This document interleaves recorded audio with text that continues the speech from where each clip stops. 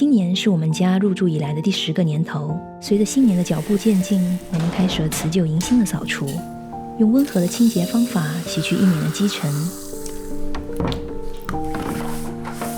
借助高效的工具，让扫除变得从容而不费力，用洁净的空间迎接新一年，静候生活的美好与希望。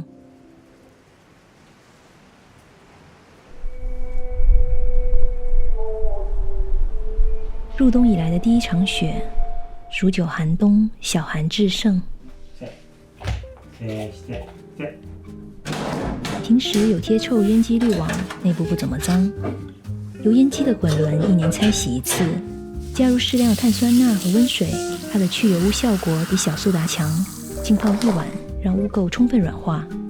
洗下热水壶的水垢，在壶里加些柠檬酸和水，煮开后静置15分钟再倒掉。厨房有很多要去水垢的物品，我打算用水槽来泡，这样能连水槽一起洗干净。加入适量的柠檬酸，水壶里用过的柠檬酸溶液也可以循环利用，壶内变干净了。将这些有水垢的物品都放进水槽里浸泡1晚，溶解水垢。水槽的周边用品也一起放进去。水龙头上洗不到的地方用纸巾湿敷。利用睡觉的时间让清洁剂自行分解污渍，第2天只需要简单的冲洗就可以了。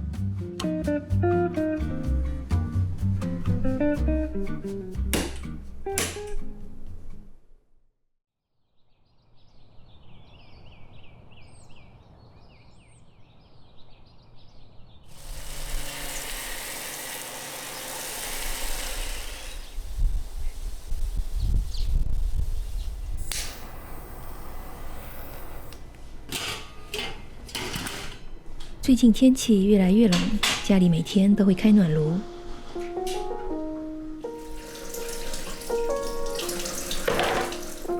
经过1晚的浸泡，不用刷洗，水垢都没了。水龙头和水槽也变得很干净。我喜欢这种偷懒的清洁方法，简单舒适地维持家居卫生。新的一年换上新的洗涤机器人。地面卫生不用我操心了。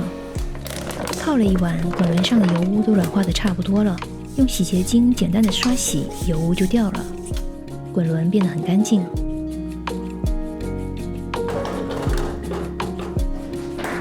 抽油烟机已经陪伴我们近10年，每隔一段时间，我会用蒸汽为它做一次深度清洁。高温蒸汽能溶解缝隙里的油污，平时洗不到的地方都能一次性洗干净。洗完贴上新的滤网保护，用蒸汽去除灶台日积月累的污垢，恢复岛台原有的亮白质感。油烟污垢散去，厨房焕然一新。新买的梅枝开花了，在制冰盒里加入温水和适量的柠檬酸，然后开始制冰，这样能清洁制冰盒和管道上的水垢，同时清除异味。清理冰箱里过期的食品和调味料。冬日的影子被阳光拉得悠长。